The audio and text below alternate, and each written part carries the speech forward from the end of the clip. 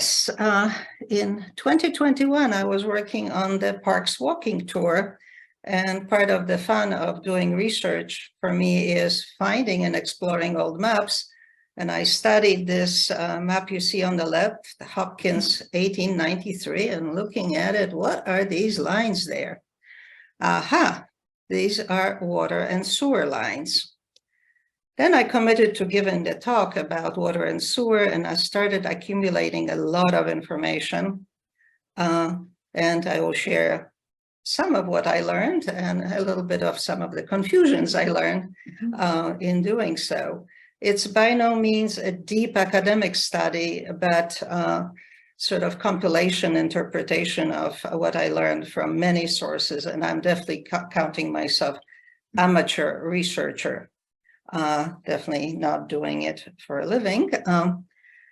I primarily focused on the big picture of history of water and sewers in our city, but I was frequently drawn to make the connection to the daily life, how these systems affected life in past centuries.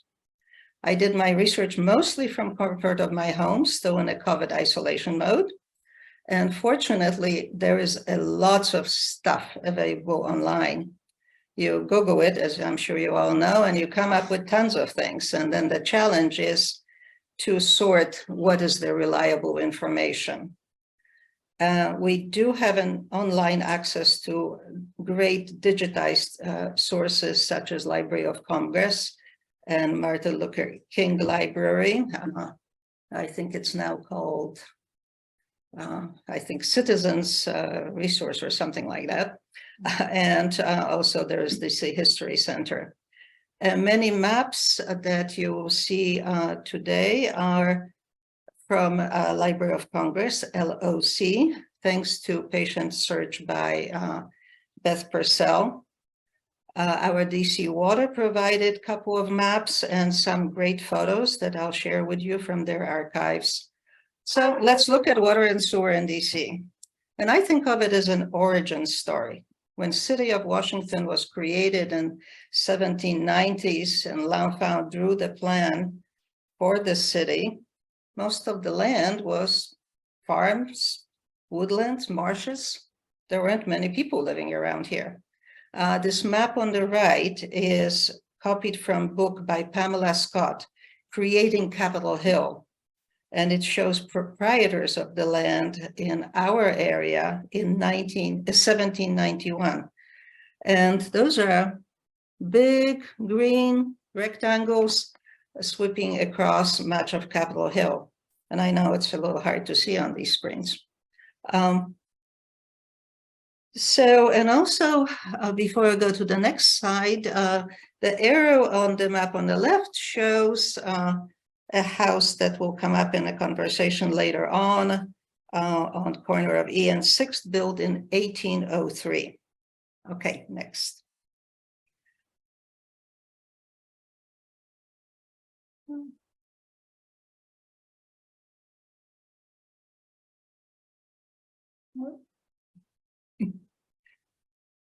Technologies, yes. Okay. All right, great.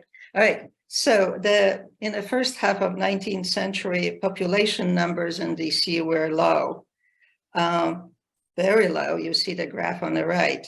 By 1850, they reached 51,000. And some of those numbers we might be, were actually now people in Virginia. And again, much of the city was farmland, not yet built upon, waiting for the development. And the map on the left here is documenting data from a survey ordered by President Jefferson. The map is again from Pamela Scott's book. We see roads there as sort of dark spots, the already existing building, pattern of the streets, L'Enfant plan, and that will be built in the future. And the people living in those areas drew water from local springs and streams and dug some wells. And they perhaps peed and pooped in the bushes. But I also believe they used privies. And as the city developed outward from the capital and from the employment clusters, such as Navy Yard, and it's that little lower right along Anacostia River, this bulging out peninsula, the needed services for these people living in the area started to develop. So our water and sewers are over 200 years old, or I'd like to think, well, 200 years young, you know, think Rome, think even Paris. And the development of these services, sewers and water, pretty much paralleled growth of the city. I perceive some fairly clear phases in that development from 1800 to 1850s. I'd call it slow growth. Very few people, according to the chart. From 1815 to early 1900s, the growth accelerates. And then we have the 20th century keep on going with some fairly interesting special events that I'll get to later on. Okay, next slide. What did I do last time? Okay. Maybe it's fix the one. Technologies. Yeah. One too many. Okay, there we go. Okay, Great. sorry. Okay, so this is about water in early years of 19th century, when, to the best of my knowledge and understanding, indoor plumbing was not a standard practice. It was, I believe, close to non-existent. Most of the buildings were not directly supplied with water, were not connected to a system. Those who lived in the early row houses relied on local springs for their water needs, carried the water from those springs to their homes. And there are 3 springs in downtown Washington, more in other neighborhoods, and on Capitol Hill, the one that was mentioned, is a group of springs 2 or 3 blocks from Capitol on New Jersey Avenue. All right. And over the time, the waters from those springs were piped to nearby areas. And according to various sources, these spring water piping systems were extended from year to year. By 1850, Pennsylvania Avenue from 1st to 15th Street into the north of Pennsylvania Avenue were supplied with pipes that were primarily used for public hydrants or pumps. Many residents relied on wells, public perhaps, and definitely some private. Because I know when walking that neighborhood on Marion Park, I spoke to current owner of the house that was built in 1802-03, and he told me, oh, I found evidence of a well in my basement. So these wells were in operation for many, many years and are mentioned in various sources, in use for until end of 19th century. So on the screen here, there are some images related to this early water supply. Top left, marker commemorating early water line. 1808, the city permitted residents living in the 600 block of Pennsylvania Avenue to convey water from the city spring to their neighborhood. I am here conjecture that water was likely piped through the pine logs. You see that little image on the left, with 2-inch augered holes to a hydrant pumps. Those were the pipes used in the early 19th century. Image in the middle, Franklin Square pump line. Congress appropriated funds in 1819 to purchase a spring and supply water to the president's house. But that work was not completed in 1833, sorry.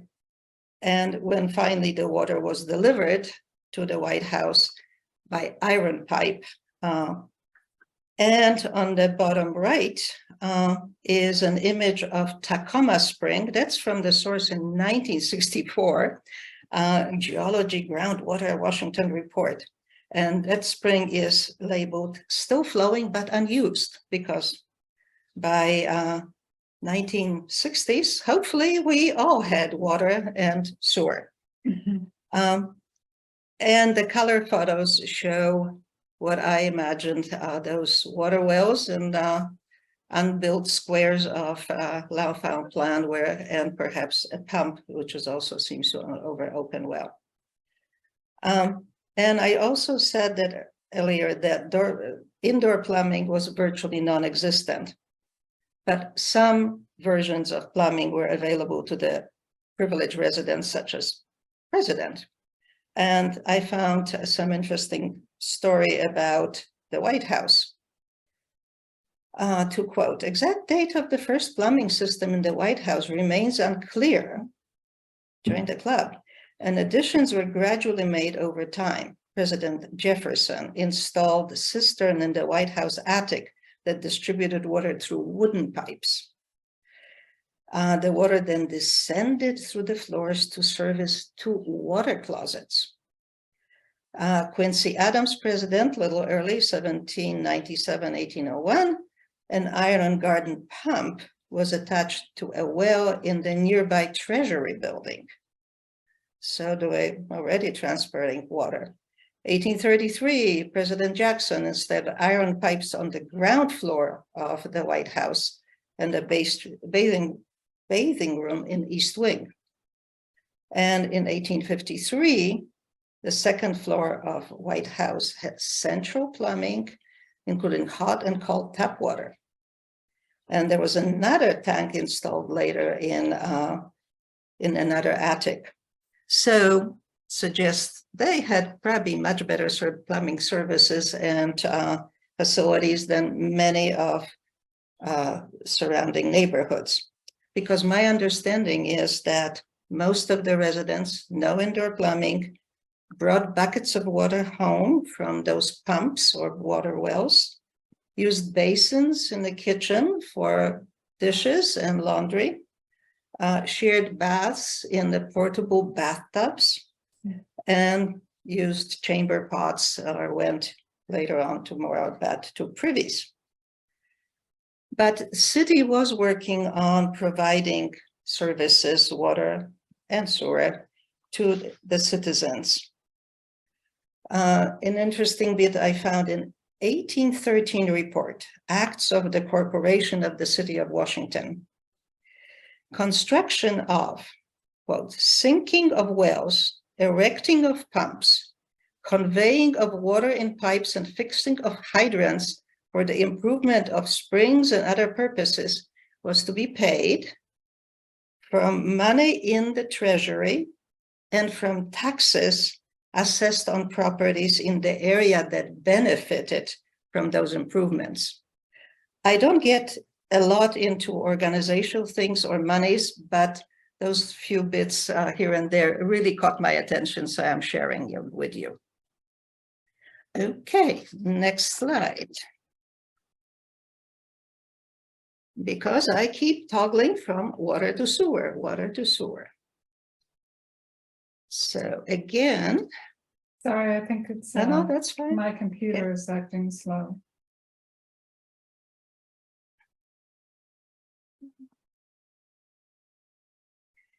Yes, so on sewers. Oh, no, went too far. Yeah, okay.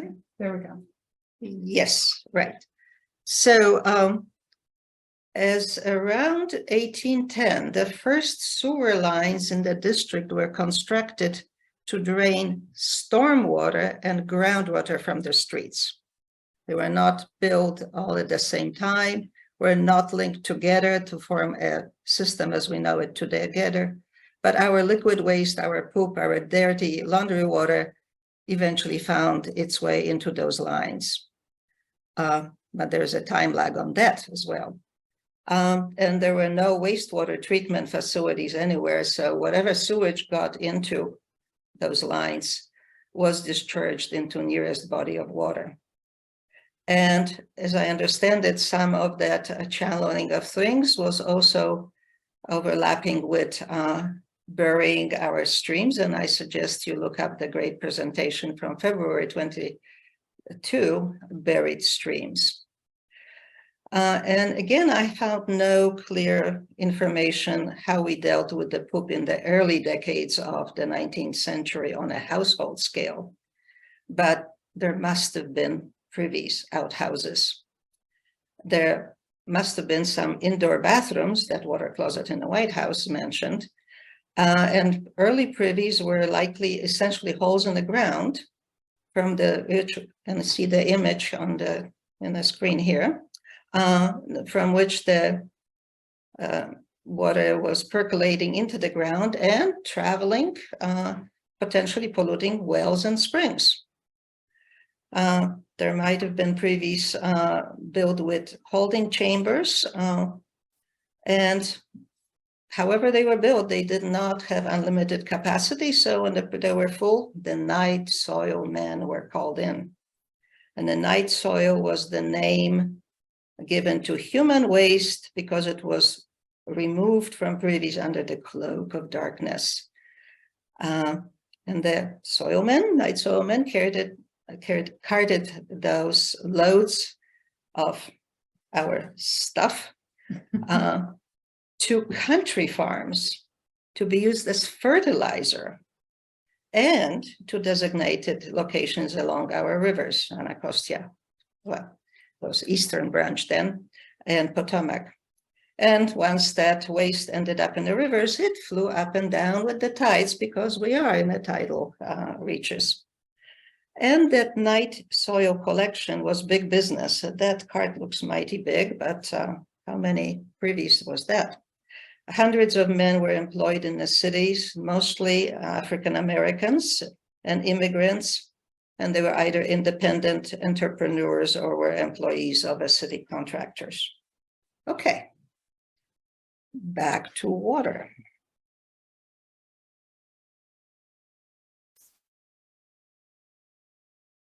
Yes, and Wikipedia, this one was pretty good about the night soil. Okay, I am in water. Well, oh, what have you got here? Bit lettering, that's Oh, did I okay. click on your? Sorry, guys. All right.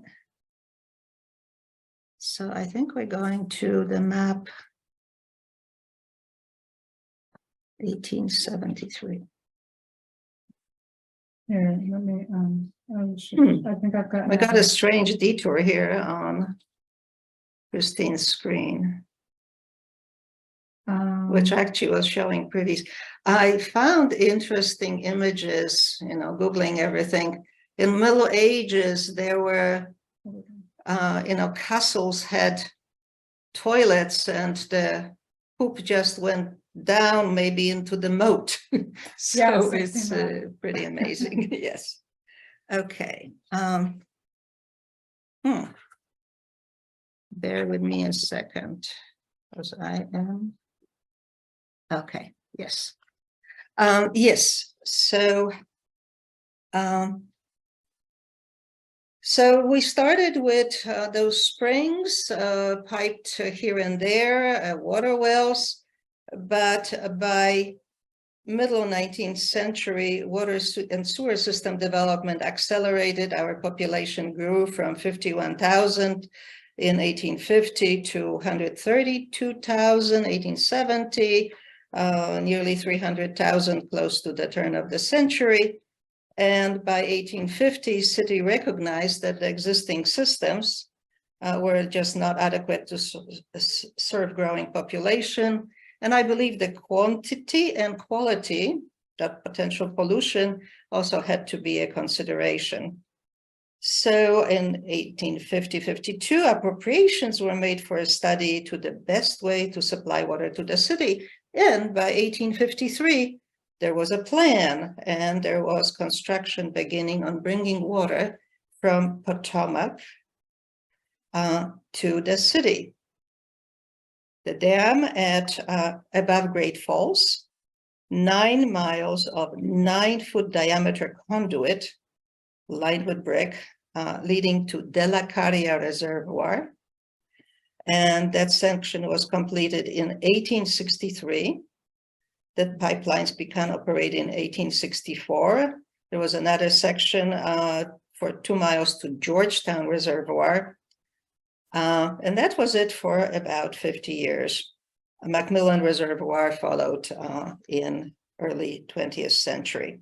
So the map on the left is hard to see, but it's a very interesting map from 1939 showing Washington Aqueduct from the Water Department report that shows at that point the whole system was completed.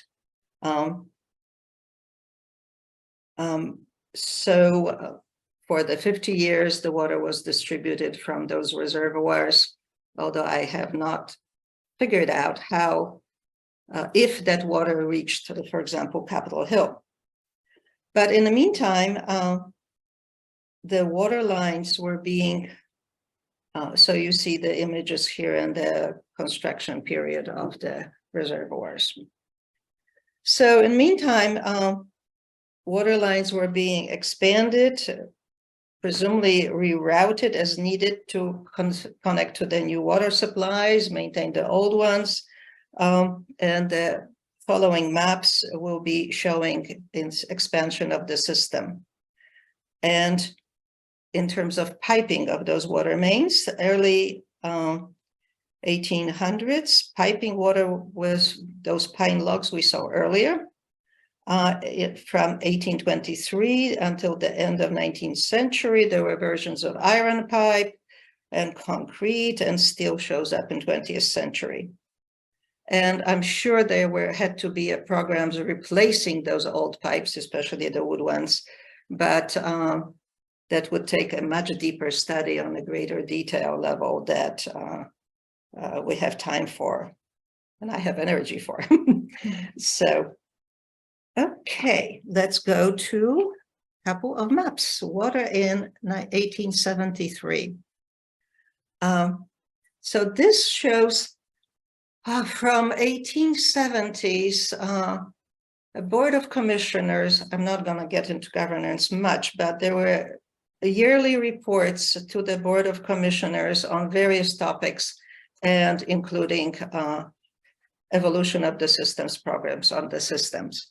So this is a progress report map on construction of water lines. Blue lines indicate water mains laid before 1871. Red lines laid between 1871 and 73. And the red dots, and you can see some of this on the blow-ups for 2 areas in our neighborhood. So the red dots we see are fire plugs, and the title is Improved under Board of Public Works.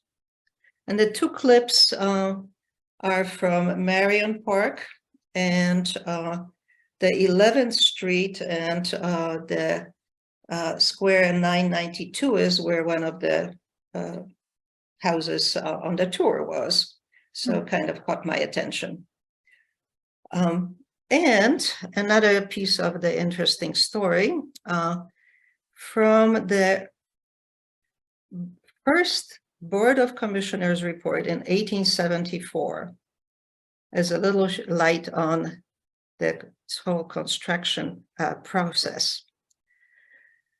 It is ordered that before application is made to the engineer for permits to open streets for introduction of water and gas services, or for other purposes, it shall be necessary to deposit with the collector of the main some monies. Essentially, permits. There were permits already of some form involved in this construction process. Sewer. Let's go to sewer.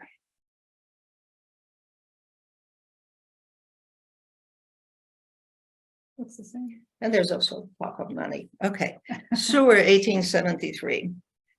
So water was being expanded, sewers being expanded. We see another map with these lines for progress of construction. This thick lines laid in, not that we can see them very well here, laid in 1871, thin lines in 1873, again, improved under Board of Public Works. And it's hard to see, but we see those red lines leading to the creeks and rivers. I see lines near Navy Yard, along Potomac, where now I believe the wharf is. There are a bunch of little red lines going right into the river. So definitely our poop was polluting the river nearby to where other people lived. And I have not found when the houses started to be connected to those sewer lines. I conjecture that the process could have been ongoing as early as 1870s, but I find language about it in 1885, so definitely was happening by then. And that was saying a large number of lateral sewers must be built to connect houses with the main sewers. And the rest of the paragraph talks about permit system and these connections being made by the government, but the permit system is available to citizens who can want to do it ahead of time. So 1880s, already we had a process and the connections being made. Okay, that's Next slide. next slide. And these reports, the reports to Board of Commissioners were made on a yearly basis. And these maps, as far as I know, were also happening on a yearly basis. The information on them is a little different. And I found this map from 1888 particularly interesting because this water supply, all this information is about what kind of connections or what kind of facilities were provided. You see the list here on the right under City of Washington water supply distribution, et cetera, et cetera. It says water mains above 6 inches, certain line weight, smaller lines, another line weight. There were ornamental fountains. There were drinking and horse somethings, public pumps, public hydrants, stop valves, fire plugs. I assume that these public pumps and public hydrants certainly sound like the pumps that people came in with their buckets and carried water home, because not all the houses were connected. And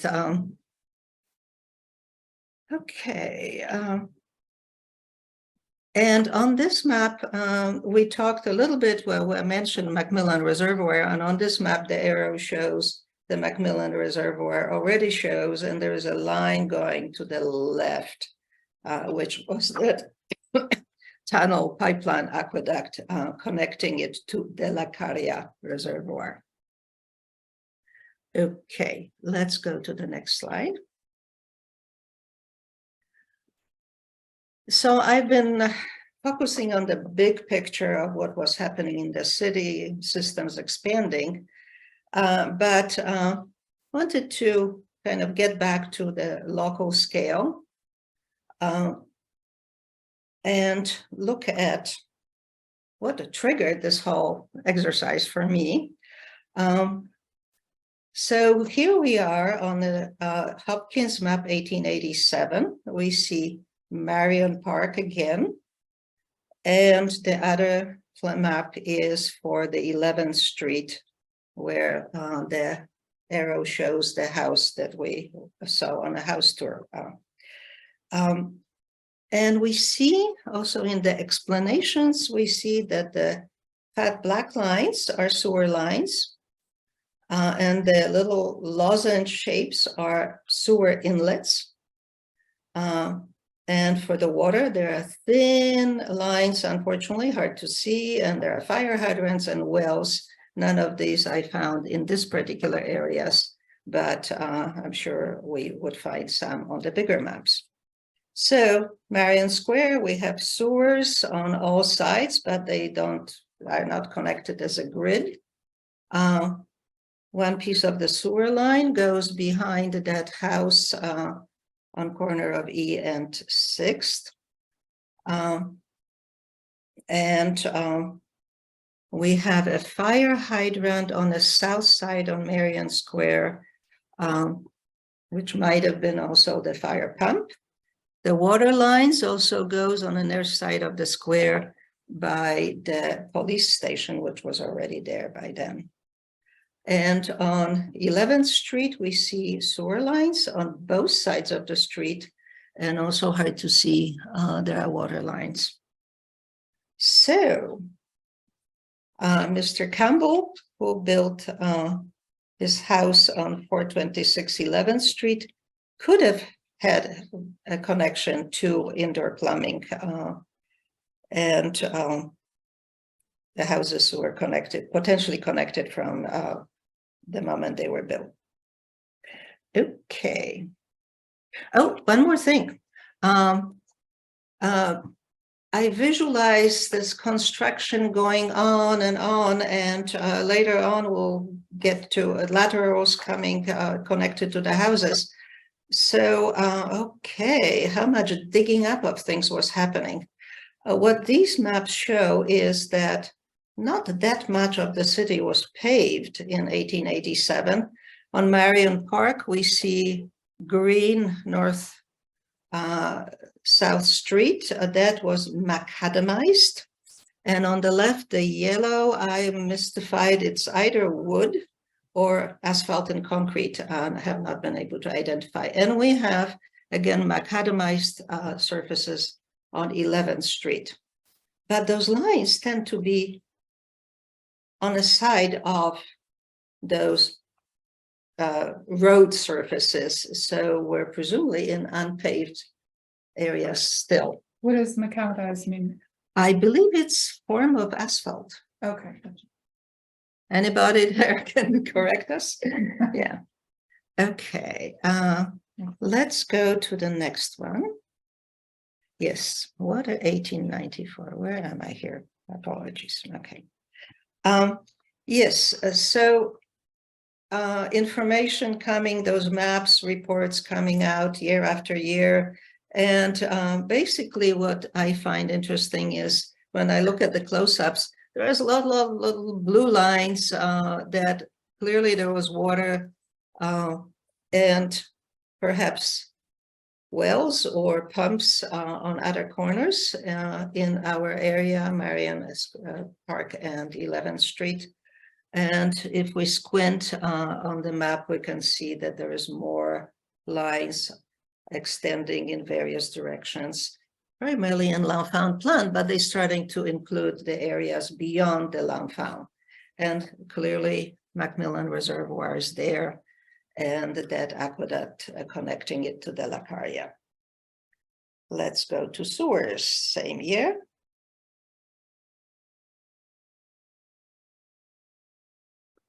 Now sewers, 1894. We still see the lines extending into Anacostia and Navy Yard area. And also a line going down to Anacostia River, close to Congressional Cemetery. And also more of those outlets going into the Potomac. And I became a little obsessed walking around the streets lately, looking at the manhole covers. And sewer lines, interestingly, have labels and dates on them. And here are a couple of images. The first one I sort of tripped upon is from 1896, close to the CVS on Pennsylvania Avenue. So, and 1901, I think, was maybe on 11th Street. Sorry about that. So And also, when you look at those close-ups, you see some of the sewer lines extending into the alleys, or at least into the inside of the squares, which in many cases, it means the squares. So, and as we heard from the earlier commissioner's report, the laterals were being built, connecting the houses to those lines, water and sewer. Next slide shows the, thank you DC Water, images of activities related to piping from 1910. And I believe the one on the lower left is actually making connections to the houses, but don't hold me to it 100%. Oh yes, the quote. And a little excerpt it was, it is from July 30, 1896, another one of those commissioners' reports. Ordered that the following words, namely, except by permit issued by engineer commissioner, the words be added at the end of the section 83 of the plumbing regulations. Hey, codes. And thus amended, said section will read as follows. No person shall make or cause to be made any connections for a portable water closet or privy with any manhole, basin, trap, or trap lateral, except by permit issued by engineer commissioner. Aha. So this is 1896. Now, I understand that building permits started being issued in 1877, and the language here appears to be addressing individual homeowners' connections to the system. Again, I don't know when those connections started and perhaps when the permit system started, but we are sort of in the middle of the process at this point. And the process continued for many decades beyond. However, going a little back and forth in time, I found an article from 1984 by a well-researched article by DC architect Roger Lewis, who writes, in 1881, 2/3 of the houses in the district had no sewer connections, and virtually none of the alleys had sewers. Congress was moved to pass a law in 1892 that prohibited dwellings in the alleys less than 20 feet wide, and without sewers, water lines, and overhead lighting. This was followed by an act in 1897 requiring all dwellings to have sewer connections. So laterals, I believe, were already happening between 1897, but the law finally came in, thou shalt be connected to the system. So, next slide. So houses were being built, connected to the systems, and this ideal bathroom from 1890s to 1910 obviously had lines to connect to. That's three-piece bathrooms. Here in the reports from that time, 1897 Board of Commissioners report, I find information about this wasn't provide free to the citizens. Under authority vested in commissioners, water charges for domestic rates were based on the size of the house.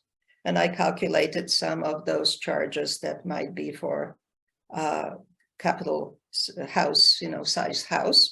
You can see it on the chart there. These charges were per annum, per year. So my house would have been charged $4 a year for water connection. Wow. And one of those wonderful bayfronts on Capitol, East Cap, probably, was it $5 something? So interesting. And there were also metered services for various establishments, including manufacturing establishments, hotels, livery stables, et cetera,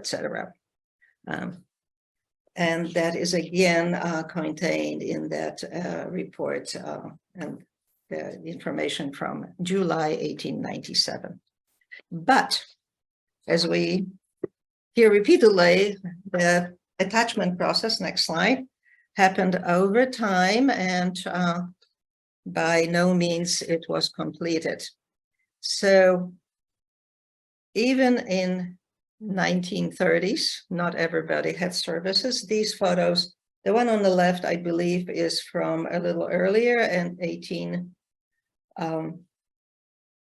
I'm sorry, I'm losing it here. 1908.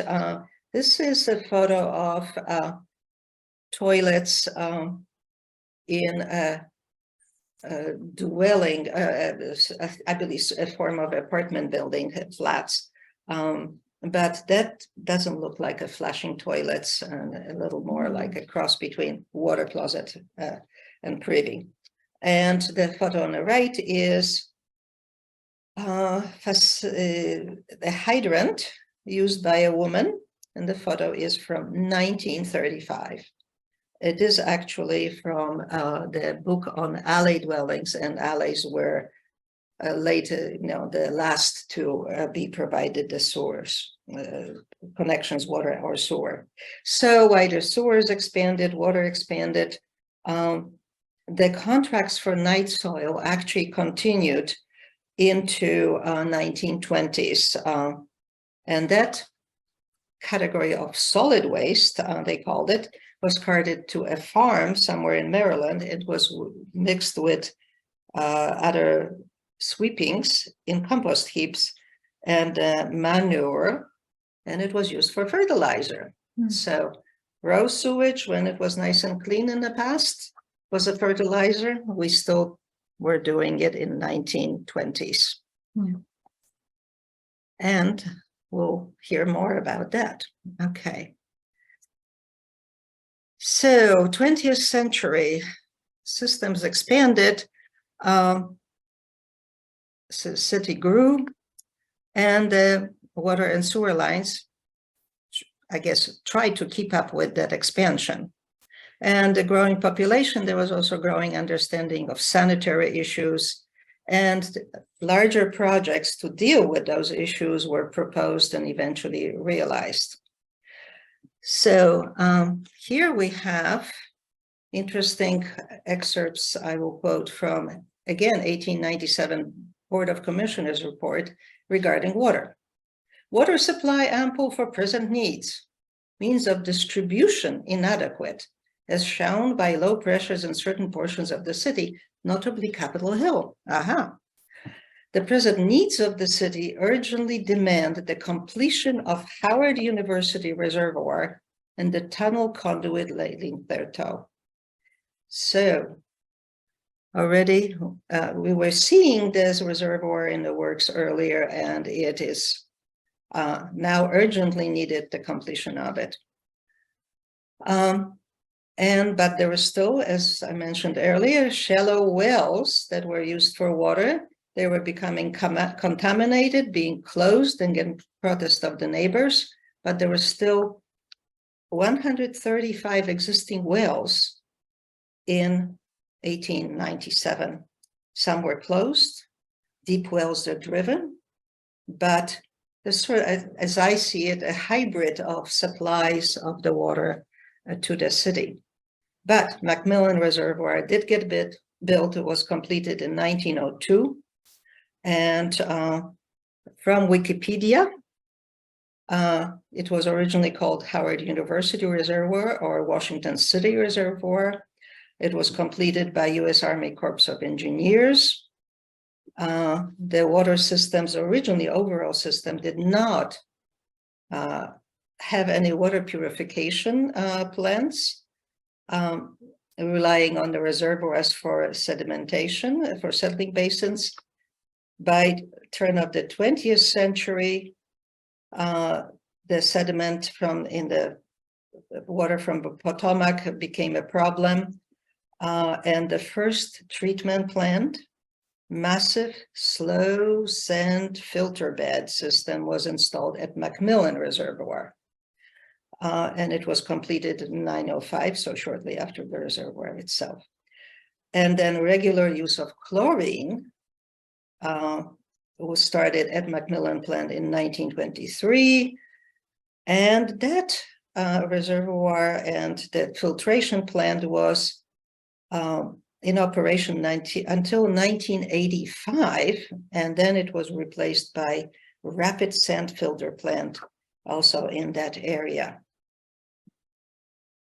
So we are in 1985. The filtration plant, the water at Macmillan Reservoir, is working and is I believe, working today to getting water into our pipes. But that filtration plant was decommissioned, and we see it in the photo on the lower right. And the interesting historic issues comes up related to it.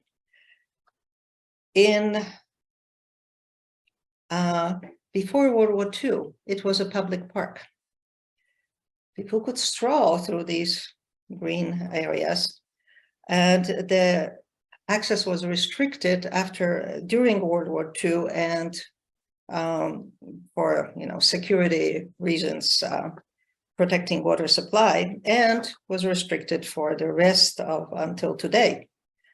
In 1991, HPRB designated Macmillan Park / Reservoir a historic landmark, and nominated it for National Register of Historic Places. It included this site we see here on the list of most endangered properties in year 2000, and then again in 2005. Mm-hmm. So why endangered? Recent posting from DEMPED says there are plans for developing the site.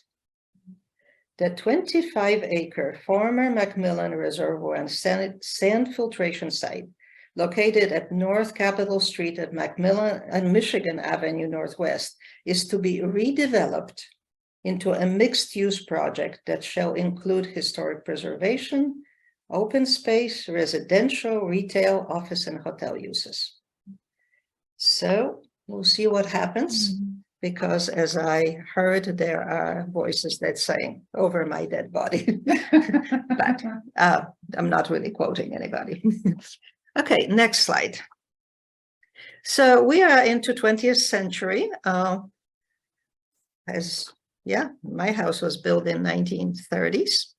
But back to this turn of the century Board of Commissioners report again, 1897. It is believed that the system of sewers for the service of houses within the city is generally satisfactory, but the disposal of the sewage is unsatisfactory and determined to the health of the city. At present, sewage is emptied into Potomac and Anacostia rivers immediately along the waterfront of the city and carried back and forth by the tides, a large portion being deposited on the banks. Smelly stuff. So, as with all these projects, discussion took years, but by 1937, sewage disposal and treatment plant was built. An article in March 1937 Engineering News Record gives detailed and highly technical descriptions, which I really love.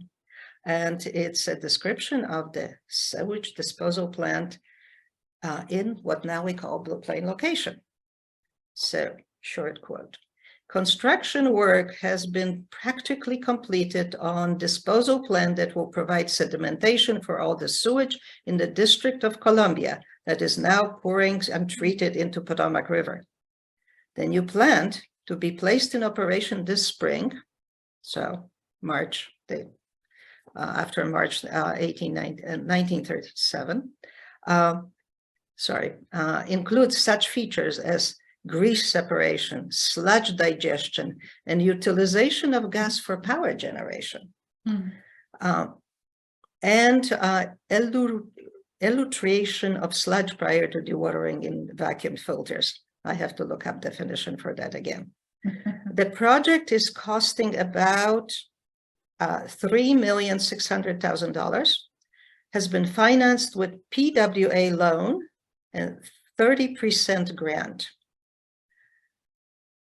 Okay, so on this slide, you see the title of this article, a grainy photo of the sewage structures in that area from 1937.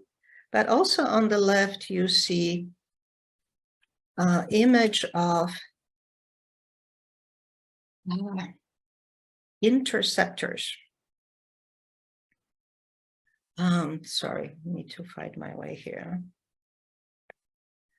Because to get the sewage to this plant, certain parts of the original system dumping into the rivers had to be connected, and those interceptor lines were built in the interceptor lines are here shown from a map on the left from 1921. So by the time we built the sewage treatment plant, most of the poop and laundry water was ending up and being treated. However, next slide. Okay. Back to the however in a little bit, but here is a current state of Blue Plains Advanced Wastewater Treatment Plant, which now nearly 90 years later is still working, treating our liquid waste.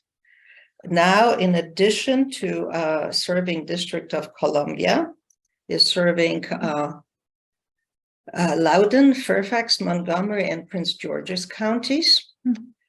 The volume of the waste obviously grew. The facility grew with it, and that's the image, overhead image from Bill Matuszewski's article, shows the whole site being filled with different treatments.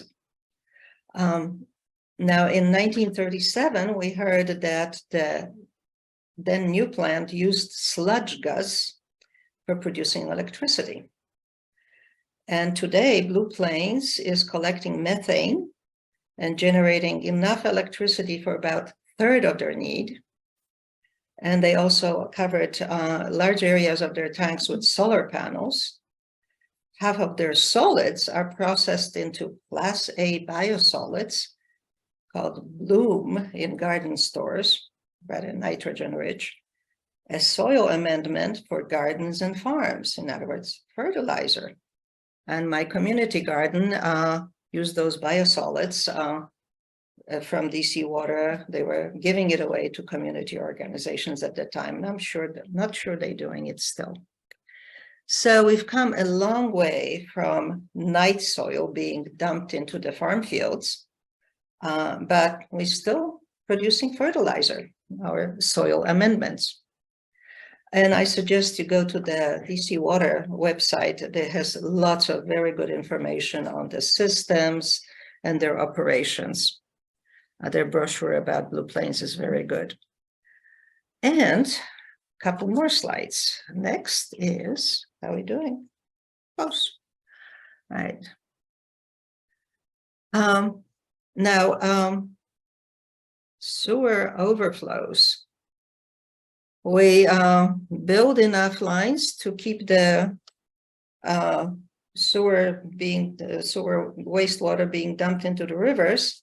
The interceptors were built, but still, when the big weather event, big rain came, the pipes got full and there had to be outflows to relieve the pressure on the pipes. The term of combined sewer overflows shows up in the little mailers we get in with our water bills, by the way. So we still have to deal with our poop and a combined sewer, waste, sewer and storm system. On these maps here, both from DC Water, the light blue on the left is the combined waste and storm sewer systems. Good part of DC and good part, most of the Capitol Hill. The little red, purple, yellow lines are those tunnels that are being built that are capable of storing the water to give it time to reach the treatment plant. And the light green on the left and the darker green on the right is the area which is labeled, targeted sewer separation.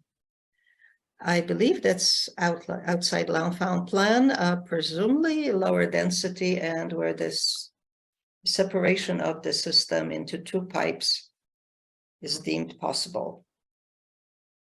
And again, I suggest you look at DC Water Clean Rivers Project Report, which has lots of interesting stuff, and they have updates there. And so these are these big projects that deal on a big scale with what our city needs. But also, last slide. Oh, I'm sorry. Oh, look on the right. So these big tunnels being dug, huge tunnels, are done by the machines, and the one we see here is called CHRS. I call it Monster Auger, and then Lady Bird joined it later. And I suspect there'll be a museum of some sort later on. Okay. Now, so DC Water, our government, is dealing with things on a big scale. But in the meantime, we have programs that are aimed to reduce the stress on the system. And we see here green roofs, bioswales, rain gardens. Those are on the public land or on the buildings. Martin Luther King Renovated Library has green roofs, a very nice place to have coffee. The image on the upper right is one of the roofs of the buildings at University of District of Columbia. And we have two rain gardens. One on the right is near Eastern Market in that renovated park. And in the middle is bioswale, Reservation 13 area. So basically all these slow down the rainwater reaching the pipes in various ways. Now, on the very individual home scale, we are also encouraged to intercept the water by having a rain barrel. That's one in our backyard, and yes, it overflows when there is a big rain, but some water got caught. And we also have the whole country and maybe world working on improving efficiency, lowering the water use of our plumbing fixtures. In particular, the dramatic changes are happening with our toilets. The whole chain toilet we saw earlier, that ideal bathroom, that was 10 gallons of water flowing down.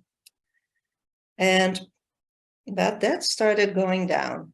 Toilets made prior to 1980 typically used 5 to 7 gallons of water, GPF, gallons per flush. Those between 1980, 92, 3.5 gallons. Energy Policy Act of 1992 mandated all toilets to be maximum 1.6 GPF. And today's toilets we buy can be even thriftier. Our house has one of those 1.6 and 1.28 GPF WaterSense toilet, and it works very well. And I browsed online, and there is 1 gallon per flush toilet available. Not cheap, but tenfold decrease in use of water to flush our toilets. Now that, when multiplied by 800,000 residents, it is a lot of water saved. Yeah. So on that note, big scale, small scale, we've come a long way of buckets of water carried into the house, and we have wonderful systems to serve us. Okay. Great. Thank you so much, Joanna. That was fabulous. I really appreciate all that and really interesting information. There's so much other stuff that is interrelated to all this. Yeah. We have a couple minutes for questions, if you have any. Okay. Corinne said that her question was answered already. Does anybody else have any questions? Feel free to take your computer off mute and go ahead. You can use the hand if you want. Howard, I see that you raised your hand. I had a question for Joanna. So there's quite a few houses on Capitol Hill built in like the 1890s and 1900s, early 1900s. Were those, I was trying to tell from your presentation, were those homes largely with water and sewage, or they weren't yet with water and sewage?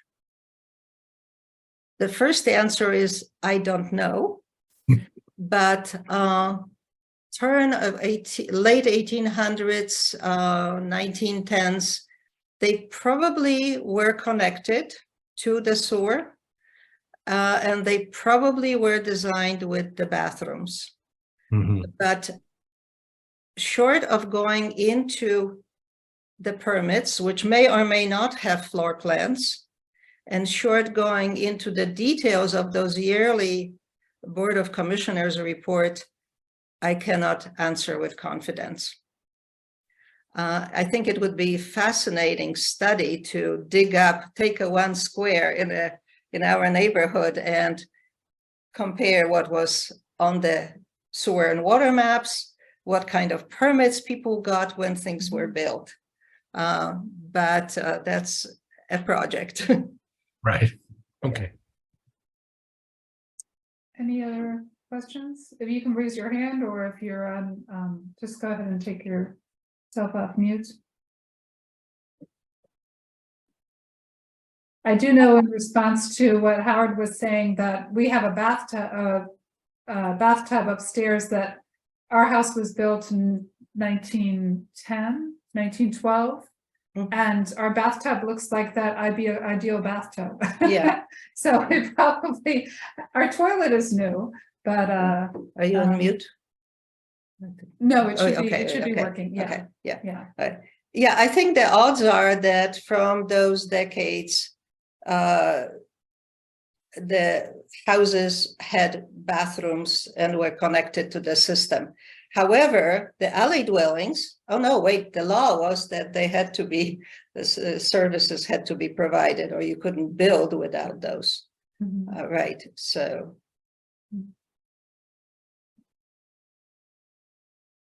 Why did they stop using the Macmillan Reservoir?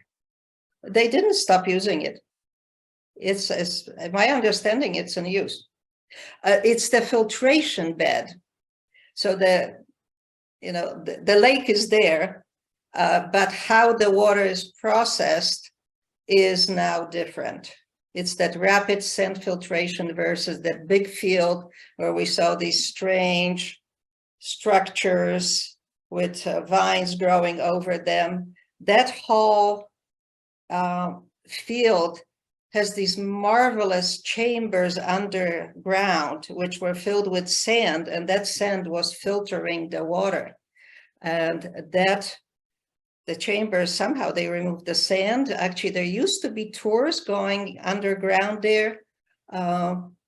Hopefully we'll have a few esse before the construction starts, if it starts redeveloping the site.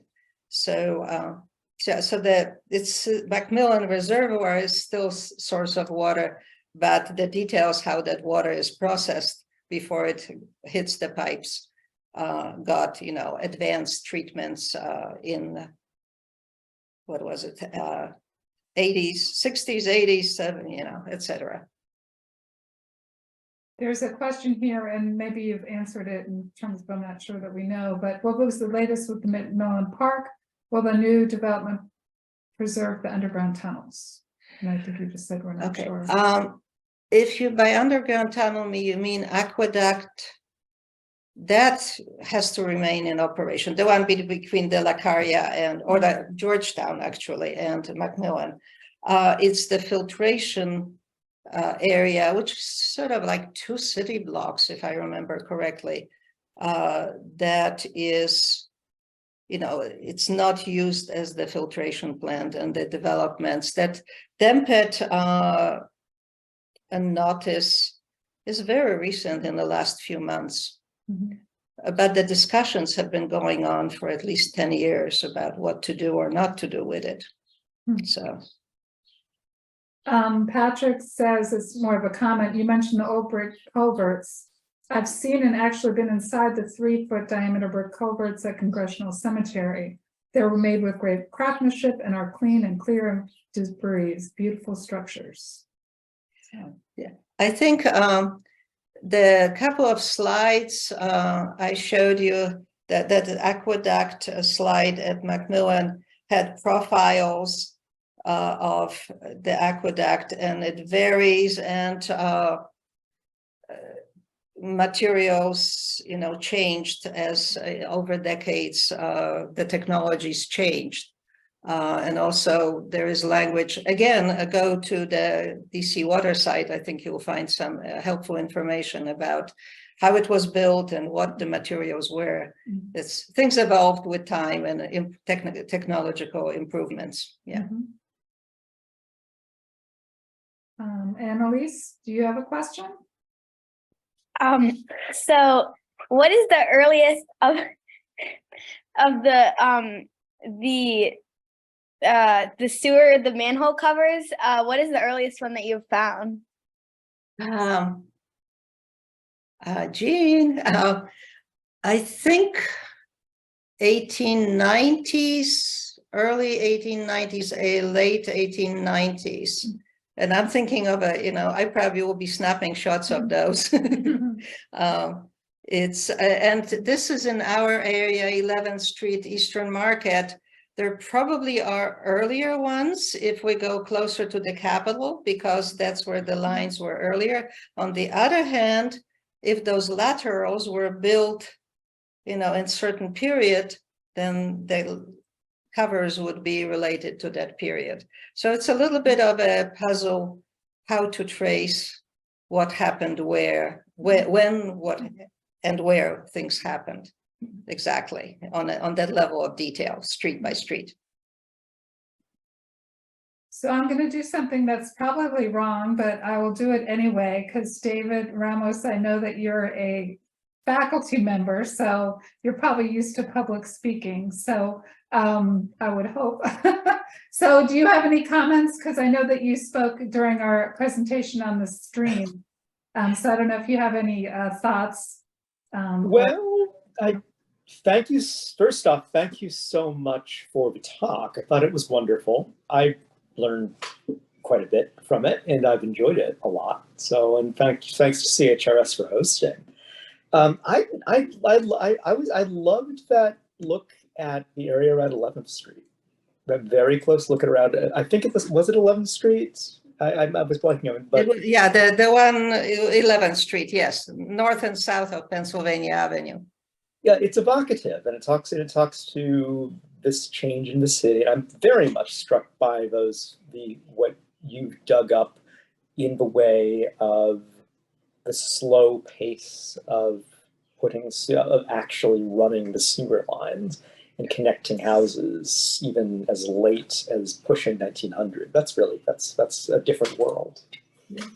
Well, looking at those maps and the reports, yearly reports, and 2 years of these pipes built, and it's fascinating. You, when you did the streams presentation, you had sort of animated layering of over time of change. And I don't have the bandwidth to do it, but I think using those maps from all those years and creating such a animated map would be rather fun, but a lot of work. Local things you have my contact info. Be in touch. Oh, well, maybe we should talk. We should probably wrap it up because I don't want to take too much advantage of people's time. Any very last questions that anyone has or comments? I do know that in college, I went to college in the area, and it was a class that I took. It was an easy A, but it was probably the class that I remember most. And this was from quite a while ago. We did a tour of Blue Plains, which was really fascinating because I knew nothing about sewage and what happens.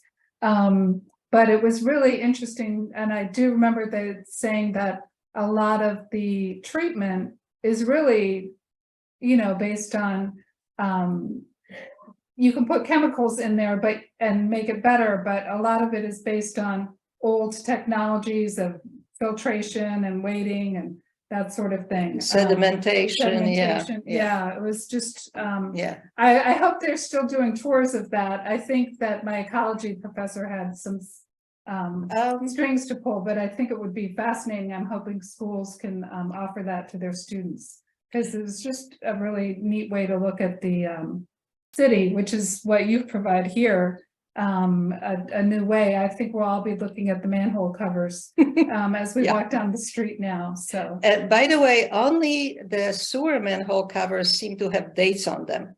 DC water, no. Gas, no. Pepco, no. So, but they, those other covers also look different, aged or less aged, but no dates. Sorry. Yeah. Well, I believe that Blue Plains still probably is open for tours. And there is this water in the Navy Yard area. There's an old building, which was also DC water building. I'm not sure whether it's still doing something with the water or not, but maybe we can organize. That's a wonderful historic building. So maybe we can organize something someday. Yeah. Okay. Well, thank you all. And thank you, Joanna. This was really interesting. And it was interesting learning experience. And again, any artists out there, please sign up so that we can see your wares during in September. Go through the CHRS website. And thank you. Our preservation cafes will be going on hiatus until the fall. But we do have, as you can see, a lot of different events with CHRS. So keep in touch with things that we're doing and throughout the summer. And thank you so much and have a great evening. Bye-bye. Bye-bye.